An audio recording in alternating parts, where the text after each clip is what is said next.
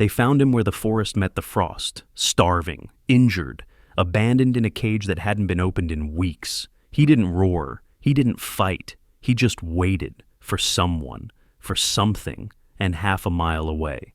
A boy who hadn't spoken in almost a year began drawing lions, over and over, without ever knowing one was real. When their eyes met for the first time, something changed. This isn't just about a rescue, it's about a promise kept by grace, and how one lion, left to die, reminded a child and a town. That silence can still hold hope. Before we begin this unforgettable story, would you mind sharing where you're from in the comments, and if stories of love, loyalty, and second chances move you? Please give this video a like and consider subscribing.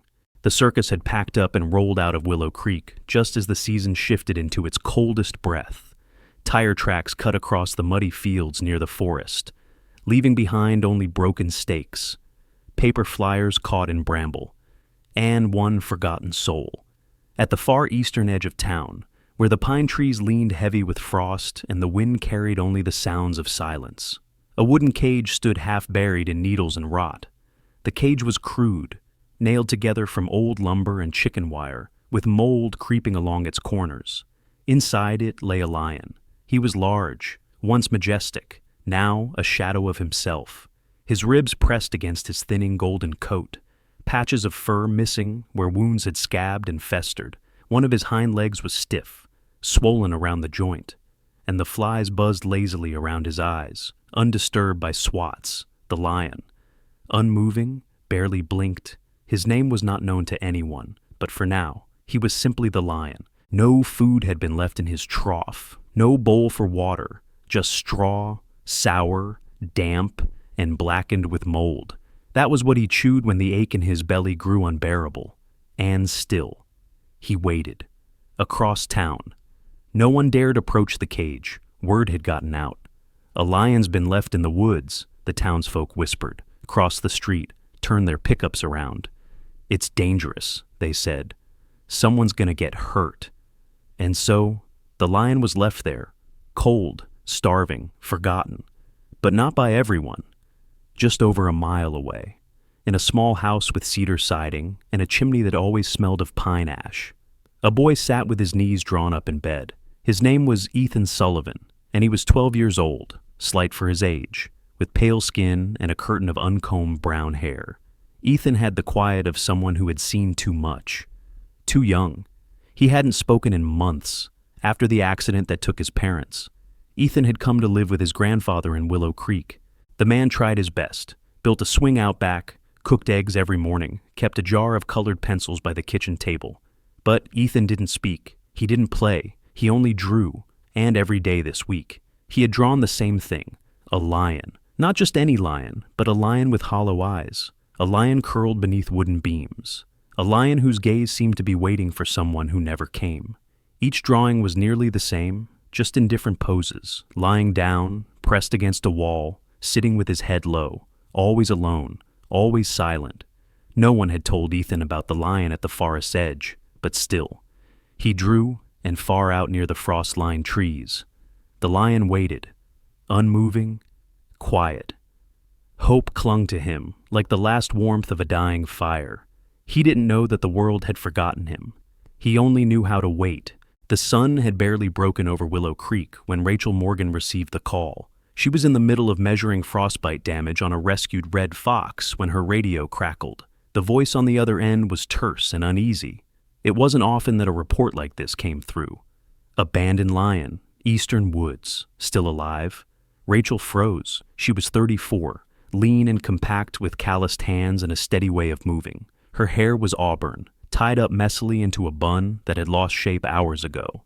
Most people in the county recognized her battered gray Subaru and the wildlife decal peeling off the door. Rachel had worked as a conservation field officer for the Wyoming Wildlife Rehabilitation Network for nearly a decade. She'd wrangled sedated elk from roadside ditches, stitched up bobcats hit by snowmobiles, even tranquilized a bear in a diner parking lot. But a lion, that was new. She grabbed her coat, a thick canvas shell lined with wool, and left the fox wrapped in a heated towel. The shelter's assistant. A college volunteer named Dale, blinked as she swept past him. "Big cat call?" he asked. Rachel didn't slow. Bigger than usual. The drive to the site took 12 minutes, as the trees thickened and gravel snapped under her tires. The landscape grew quiet, almost too quiet, like the forest itself was holding its breath. Her boots crunched frost as she approached the clearing. Then she saw it. The cage was smaller than she expected, slouched into the damp earth like it had been trying to collapse. And inside, nearly blending with the rot and straw, was the lion. He was bigger than the photos had suggested, nearly 400 pounds, though starved down to a sickly frame. His mane, dulled and patchy, stuck out in uneven clumps like torn wool. But it was his face that made her stop. He wasn't growling or snarling or baring his teeth. He was simply watching her, silent, still. Rachel took a cautious step forward and crouched near the cage, careful not to make sudden noise. Her breath formed soft clouds in the air. "Hey there," she murmured. The lion didn't flinch. She reached for her field camera and snapped a photo. Protocol. Then she turned on her flashlight and scanned the rest of the cage. No food, no water. His back leg was inflamed, probably infected. The stench was unbearable. She radioed headquarters, confirming live adult lion, injured, neglected, likely dumped after circus departure, preparing extraction, will need medical team on standby. The response came crackly and short, proceed with caution. As Rachel opened the cage gate slowly, Leo didn't move. 2 other field agents, Mike and Reggie, helped guide the stretcher toward the entrance. Both men were in their 40s, bulky in parkas and used to heavy lifting. Reggie, the taller of the two, had a buzz cut and a permanent frown. He'd lost 2 fingers in a cougar incident years ago and never forgot it. Mike, softer around the edges, hummed nervously. But as they slid the stretcher inside, something unexpected happened. The lion stirred. He tried to lift himself, limbs trembling with effort, and then, just as they gently placed a net over his flank, he turned his body, clumsily, painfully, toward the rear of the cage. "No, no," Rachel whispered, stunned. Leo's claws scraped against the straw, dragging his weight backward toward the dark corner he'd been curled in. He wasn't fighting them. He wasn't trying to run. He was trying to go back. "Why would he?" Mike asked, stepping away. Rachel couldn't answer. Her throat tightened. This wasn't instinct. This was memory. She could see it now, plain as day. He was waiting for someone. Whoever had left him here. He was still loyal to them. Her eyes burned. They managed to get the lion onto the stretcher, covering him gently with a thermal sheet, and as they lifted, Leo's head turned once more toward the cage. Rachel knelt down and placed a hand on his mane, whispering as if to a child. "You're not going back there, not again, back at the other side of town." The sky had begun to warm with the pale colors of morning. In a small room filled with drawings, Ethan Sullivan stood by the window, watching the frost melt into rivulets down the glass. His sketch pad lay open on the table beside him. He had drawn again last night. This time, a lion curled not in a cage, but on a blanket, with stars outside the window and a fire glowing behind him. His grandfather, Walter, stepped in with a mug of cocoa. He was a broad-shouldered man with stiff knees and a kindness he showed mostly through gestures, refilling Ethan's pencils, smoothing his blankets at night, cooking breakfast without asking. He placed the mug on the desk. "You were up late again," he said, his voice gravel-soft. Ethan said nothing. His eyes stayed on the window. Walter sat down slowly in the old rocking chair, hands clasped loosely between his knees. "I heard they found a lion near the edge of town." No response. Walter hesitated. "They say he didn't want to leave his cage." Something shifted behind Ethan's eyes. A small twitch in his brow, a narrowing of his gaze. Walter waited, his heart aching in the silence. Then, for the first time in almost 10 months, Ethan opened his mouth. His voice cracked and barely rose above a whisper, but it was unmistakably real. "Don't let him be alone." Walter froze. The words hung in the room like holy smoke. He looked at Ethan, who was still staring out the window as if waiting for something or someone, and far away. As the stretcher bumped gently through the Wildlife Center gates, Rachel sat beside the lion in the mobile van, brushing his mane softly with gloved fingers. "You're not alone anymore," she said. The Willow Creek Wildlife Rescue sat on the northern rim of town, nestled behind a curtain of pine trees that swayed quietly even when the wind was still. The building itself was modest, single-story, pale green siding with a sloped metal roof and a wooden porch that creaked underfoot. It looked more like a country schoolhouse than a medical shelter. But inside, it carried the quiet pulse of healing. Leo was brought in just before sunrise. The transport team, Rachel, Mike, and Reggie, worked in silence as they guided the stretcher through the side gate and into the reinforced enclosure that had been prepped overnight. The enclosure, hastily converted from the old Moose quarantine bay, was surrounded by steel fencing wrapped in layers of acoustic paneling. No crowds, no noise, just soft earth, a heat lamp, a straw bed, and a view of the pine woods through a narrow slatted window. Rachel knelt beside Leo once more as he was laid down. He didn't struggle, he didn't growl. He simply laid there, body trembling faintly with fatigue, his golden eyes dim but aware. They left him water, a bowl of raw meat cubes. He didn't touch either.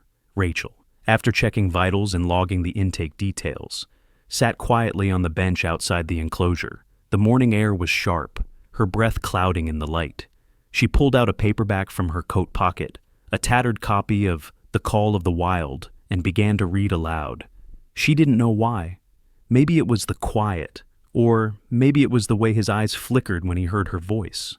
She read 3 chapters before Mike came to tap her shoulder and mutter something about paperwork. She stood, hesitated, then reached between the bars and set the book gently beside his bed. That evening, she returned with a chair and a blanket. She read again. It became a ritual. Rachel brought different books, animal tales, poetry, even scientific articles about lion prides and desert hunting behavior. She read not to teach him, but to be with him, to fill the silence with something other than absence. Still, Leo wouldn't eat. Days passed. Vets checked him. He was healing, slowly. The wounds had been cleaned, the swelling in his leg reduced, but he remained unmoved, eyes following movement with passive awareness, but no intent, as if his soul was still back in that cage in the woods. And every evening, under the shelter's only pine tree outside the enclosure, Rachel would read while Leo lay still. Back at the Sullivan house, something had changed. Ethan had begun to speak softly, in short phrases, but it was enough to shift the air in the home. His grandfather, Walter, took it as a sign. He didn't ask questions. He simply listened. Ethan's drawings had grown more detailed. The lion now had a name, Leo. He had said one night over dinner, pointing to the page, "He looks like one." Walter blinked. "Leo," he repeated. "Yeah, that fits." Ethan nodded. Then, with unusual boldness, he looked up. "Can I see him?" Walter stared at the boy. It had been months, maybe longer, since Ethan had requested to go anywhere. "I don't know if they allow visitors for lions," Walter muttered, scratching his chin. "I need to," Ethan said, and Walter, feeling that old tug in his chest, that grief-wrapped love he had for this boy, gave in that Sunday. They drove through town. Walter wore his brown ranger's coat, the one that smelled faintly of cedar and sawdust. Ethan sat beside him, clutching his sketchbook. The rescue staff hesitated when they arrived, but Rachel recognized the boy from the phone call earlier that week. She had spoken with Walter. She'd heard the story. She opened the gates without question. Ethan stood outside the enclosure, not speaking. Rachel watched him from the bench near the pine tree, book still open on her lap. Leo was lying down, his head resting on one paw. His eyes were half closed. Ethan approached slowly, step by step, until he stood just 2 feet from the fence. He didn't say anything. He knelt, opened his sketchbook, and held it up. It was a drawing of Leo, one of the first. The lion was curled beneath a pine tree, with stars above him, a soft fire in the distance, and beside him, a child, seated with a book. Leo opened his eyes fully. He looked at Ethan. The silence was thick, sacred, then, with effort. The lion lifted his head, pushed up onto his haunches, and stood. Rachel gasped. Leo took a step forward, then another. By the time he reached the fence, he was nose to nose with the boy. Ethan smiled, small, real, shaking. He pressed his hand against the fence. Leo didn't roar, didn't flinch. He merely lowered his massive head and gently leaned into the cold metal, like a sigh. Rachel closed her book. The pine tree behind her rustled faintly, as if in witness. The rain came hard and sudden, as it always did in Willow Creek when the clouds rolled low over the pine ridges and the wind howled down from the canyons. By midday, the sky had turned the color of wet ash, and the first heavy drops slapped against the roof of the wildlife shelter like drumming fingers, urgent, unrelenting. Rachel Morgan had just finished checking on a red-tailed hawk with a wing fracture when Dale, the volunteer assistant, burst through the hallway door with his raincoat half-zipped and hair soaked flat to his head. North fence is flooding, the drainage trench is clogged, water's pooling around Leo's pen. Rachel didn't stop to ask. She was already moving, grabbing her coat, boots, and keys from the hook near the front office. Her heart thudded beneath her ribs. Leo had made so much progress. She couldn't let fear unravel it all. Outdoors, the rescue grounds were a maze of puddles and slippery pine needles. The tall fence surrounding Leo's enclosure was slick with water, and muddy rivulets had formed tiny rivers along the outer corners. Inside, the shelter's drainage system was holding, but barely. Water was beginning to seep under the edges of Leo's bedding area. Rachel ran to the enclosure and froze. Leo wasn't pacing or roaring. He wasn't hiding in the dry corner under the overhang. Instead, he stood in the center of the muddy pen, head low, fur matted with rain, tail still. His body trembled, not from cold, but from the echo of something older, something remembered. Rachel's breath caught. He's back in the cage again. In his mind. "Leo," she called softly, unlocking the gate and stepping inside. The lion didn't move. The rain pelted the top of her hood, water trickling down the sides of her cheeks. Just then, a voice called out from behind her. "Let me try." She turned to see Ethan standing at the fence gate, holding his sketchbook tight against his chest, water streaking down his jacket and darkening the knees of his jeans. Walter followed close behind, a large umbrella half closed in his hand. Rachel blinked. "Ethan, I need to?" The boy interrupted. There was something steady in his voice now, still quiet, still gentle, but rooted like the pine behind the shelter. Rachel nodded. Stepping aside, Ethan entered the enclosure, his boots squelching in the mud, the rain plastering his hair flat against his forehead. Leo looked up at the movement, his golden eyes hazy. Ethan knelt beside him. No words at first, just presence.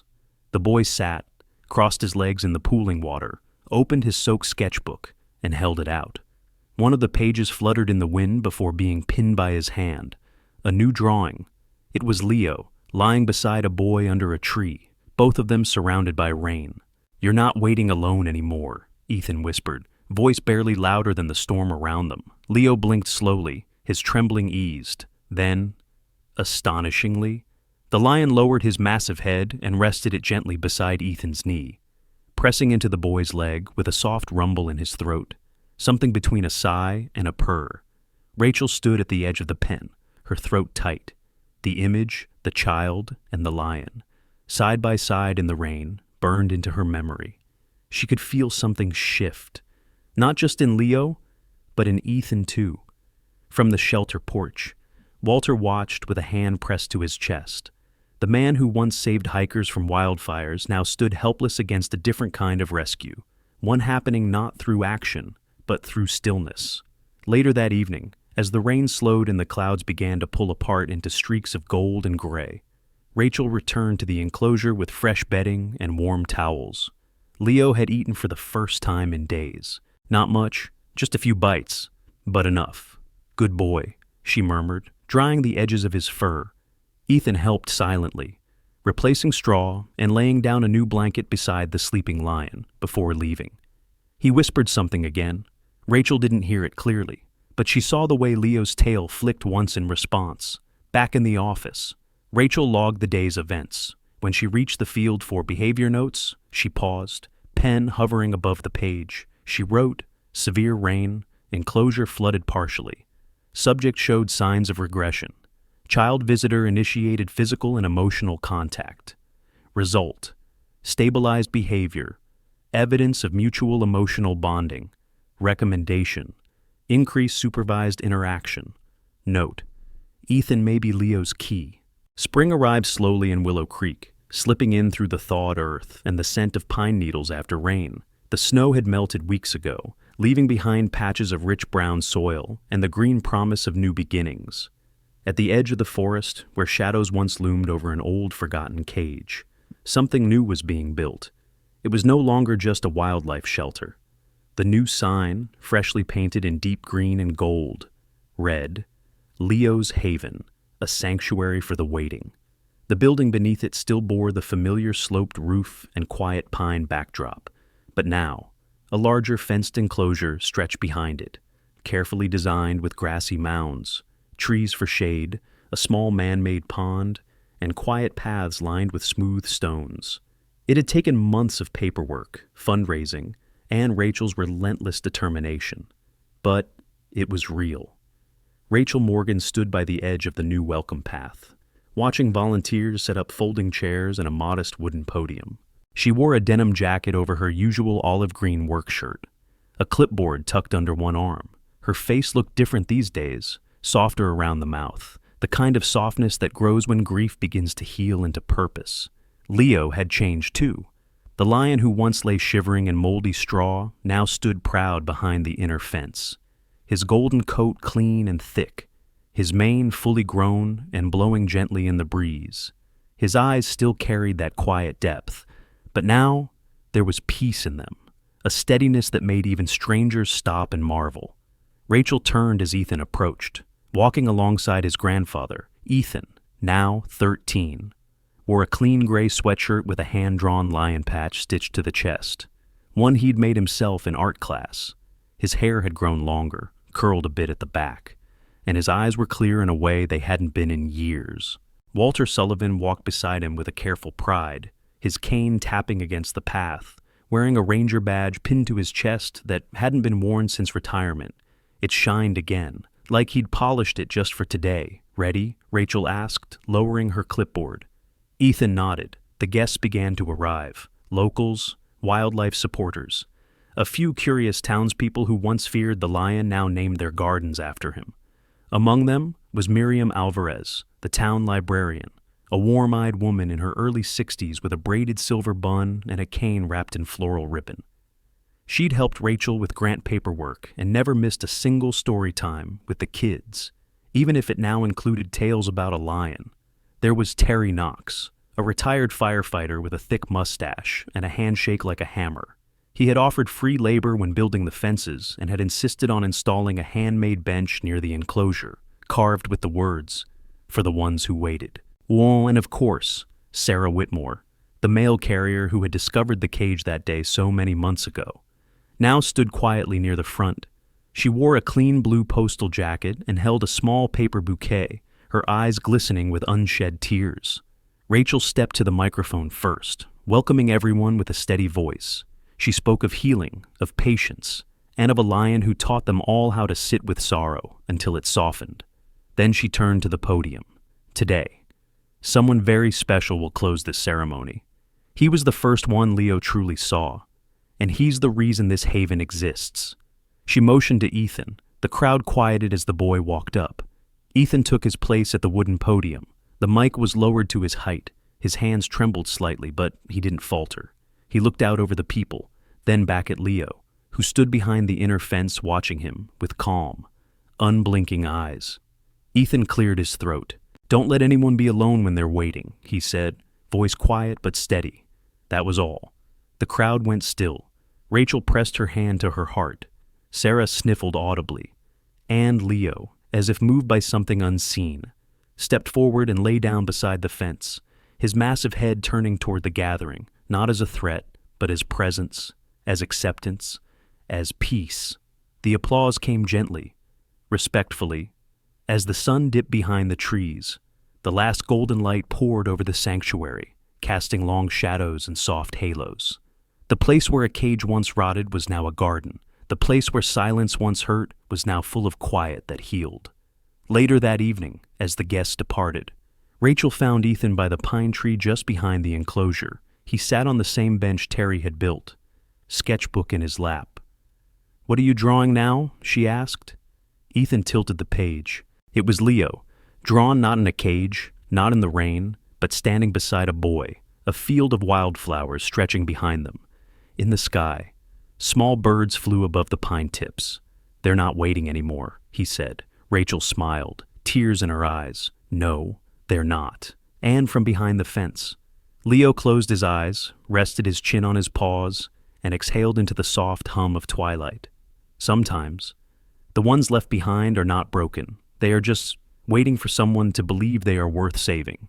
Leo waited in silence, through pain and abandonment, not because he was weak, but because his heart remembered love. And Ethan, a quiet boy who had lost his voice to grief, found it again through that same waiting. This story reminds us that healing is not always loud. Sometimes it comes gently, through the stillness of a child sitting in the rain beside a lion. Sometimes it comes through a whisper, a drawing, or a soft promise. You are not alone anymore. We believe this was more than coincidence. It was grace, a quiet miracle, a reminder that even when the world forgets you, God never does. He sends people, moments, and even animals to remind us of His presence and His plan. If you believe in second chances, if you believe that no one should ever be left waiting in the dark, if you believe that even the smallest act of love can change a life, then share this story. Leave a comment below. Tell us where you're watching from and how this story moved you. If your heart whispered amen during any moment of this video, write it below so others know they're not alone. Subscribe for more stories like this. Stories of hope, healing, and the quiet hand of God in our everyday lives. May the Lord bless you and keep you, and may every soul who has ever waited in silence find their Leo.